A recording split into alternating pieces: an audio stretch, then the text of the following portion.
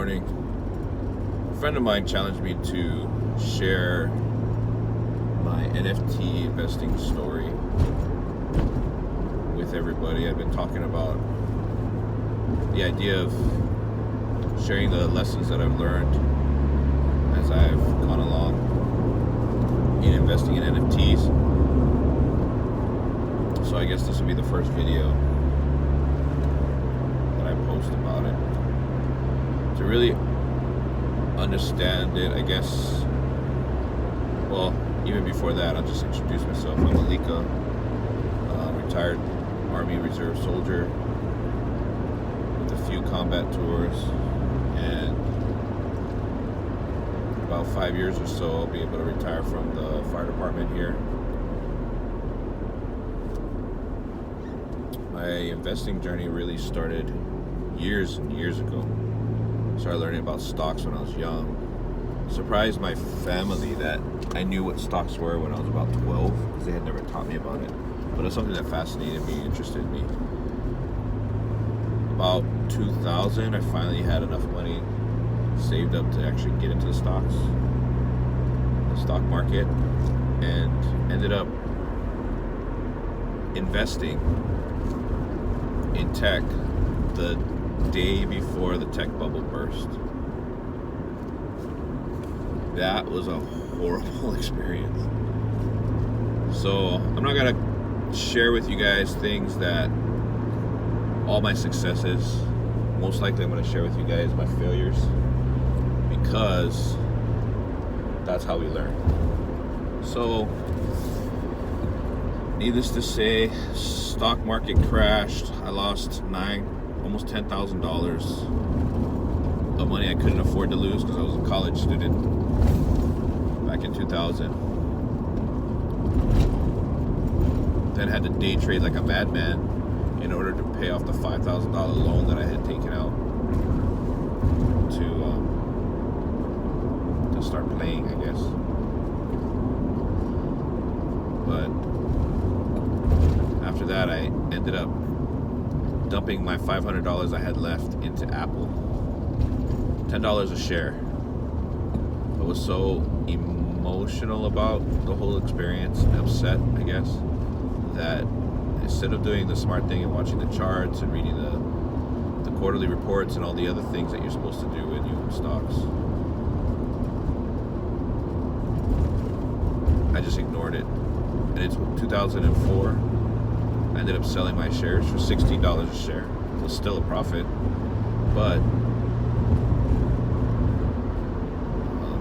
I had no idea that the iPod had been invented at that time.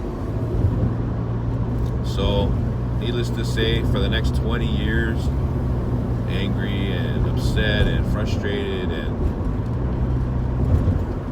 gun shy, I guess, never invested. Even though I was watching stocks, even though I watched the Googles and Amazons and Netflix and Facebooks and all those other awesome tech companies from the very beginning,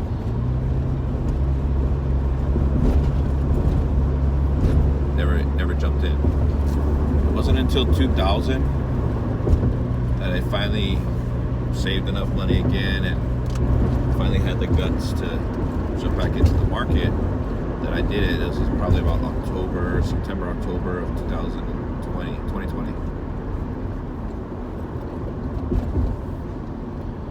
Prior to that, though, 2013 to present, I guess, I started to learn how to invest in football cards, collectibles.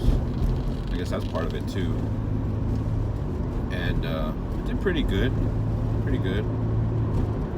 Not extraordinarily great.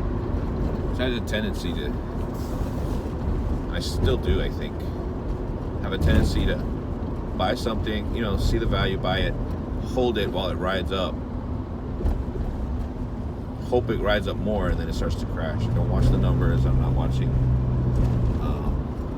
the trends or whatever else.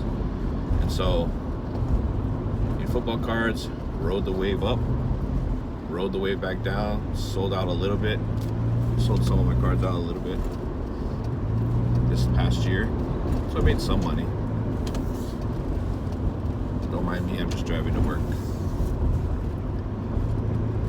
And did the same thing when I jumped into stocks. Ended up buying the Teslas and the Apples and the other things.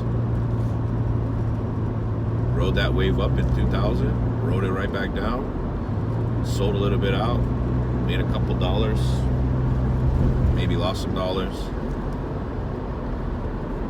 And then I aped into AMC.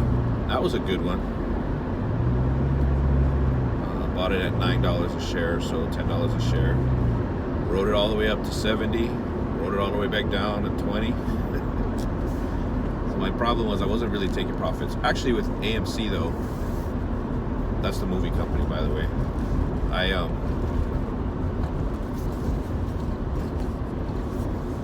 With AMC, I did take some profits out little by little because, I had to pay some bills, had to pay for our trip to Disney World and whatever else. So I did take some profits off of that one, but not nearly as much as I could have.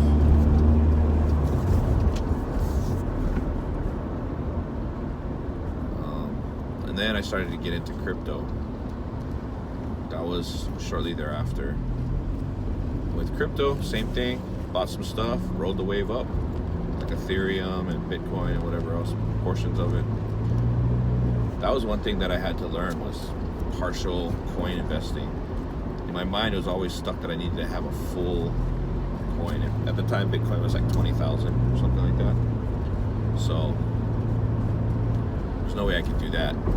So, but I had to learn that one, that you can buy pieces of a coin, and even those are worth value. It's all about percentages.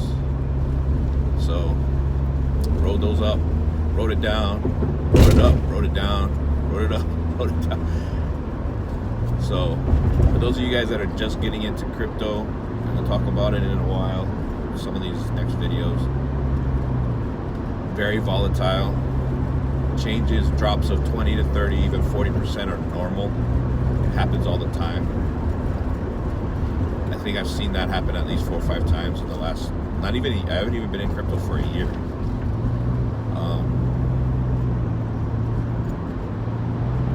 So be aware of that. And then the natural extension after that, this last November, got into NFTs.